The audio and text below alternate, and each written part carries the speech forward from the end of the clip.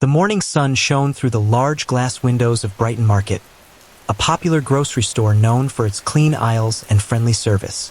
Customers came and went, pushing carts filled with fresh produce and household goods. But on this particular morning, the man walking toward the entrance looked nothing like the usual shoppers. His clothes were worn and faded. His shoes were dusty. A thin jacket hung loosely over his shoulders. Most people would have walked past him without a second glance. But that man was Marcus Hale, the quiet and extremely wealthy owner of Brighton Market. Marcus had built the store from nothing nearly 15 years earlier. What started as a small neighborhood shop had grown into one of the most trusted grocery chains in the region. His reputation was built on one simple promise: every customer deserves respect. Lately, however, Marcus had been hearing troubling reports. Several customers had complained about rude employees and poor treatment toward people who didn't look wealthy.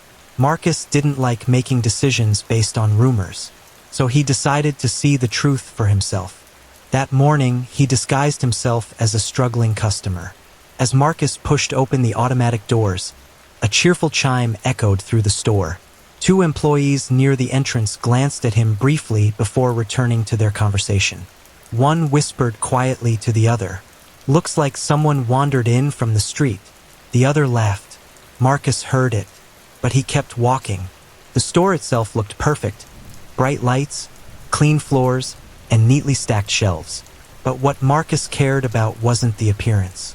It was the people. He slowly walked through the produce section, examining apples and oranges. A young employee stocking vegetables glanced at him with visible annoyance. "Hey," the employee muttered, "if you're not buying anything, don't touch the food." Marcus smiled politely. "I'm just looking," he replied calmly. The employee rolled his eyes and walked away. Marcus continued through the aisles. At the deli counter, two workers were chatting while customers waited. Marcus stepped forward. "Excuse me," he said kindly. Neither employee acknowledged him. They kept talking and laughing as if he wasn't there. Meanwhile, a well-dressed customer approached behind Marcus. Immediately, the employees straightened up. "Good afternoon, sir," one said cheerfully. "What can we get for you today?" Marcus quietly stepped aside. No one looked at him. No one asked if he needed help. A few minutes later, Marcus reached the checkout area with a small basket: bread, milk, and eggs. 3 registers were open. 2 employees were talking while scrolling through their phones. Marcus stood in line patiently. After a moment, he politely said, "Excuse me, are you open?" The cashier glanced at him briefly before sighing. "You should use self-checkout," she said. Marcus looked toward the self-checkout machines. 2 of them were broken. "I'd prefer to pay here," he said calmly. The cashier shook her head. "I'm not opening a lane for that," she replied. Another customer behind Marcus whispered quietly, "That's rude." Marcus simply nodded and walked toward the customer service desk. Behind the counter stood Eric, the store manager. Marcus approached and spoke politely. "Good afternoon. I wanted to ask about the service here today." Eric barely looked up. "We're busy," he said. "If you're not buying anything, you need to move along." Marcus placed his basket on the counter. "I was trying to buy these." Eric finally looked at him properly. His expression hardened. "Listen," Eric said quietly. "This store isn't a place for loitering." Several employees nearby chuckled quietly. Marcus slowly reached into his jacket pocket.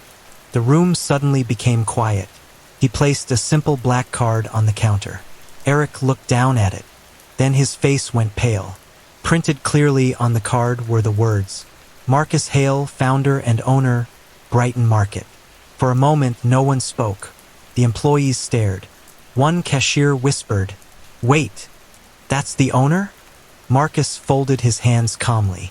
"I came today to see how customers are treated," he said quietly. His voice wasn't angry, but it carried authority. "I didn't expect special treatment," Marcus continued, "but I did expect basic respect." The manager looked completely stunned. I didn't realize." "That's exactly the problem," Marcus interrupted. "You shouldn't need to know who someone is to treat them well. Several customers nearby nodded in agreement. Marcus turned toward the employees watching nervously. "Every person who walks through those doors deserves dignity," he said, "whether they buy one item or 100. The room was silent. Eric swallowed nervously. "I'm very sorry, Mr. Hale." Marcus looked around the store one more time. "I hope so," he said calmly. Then he picked up his basket and added one final sentence. "Because starting tomorrow, things here are going to change." And for the first time that day, every employee in the store was paying very close attention.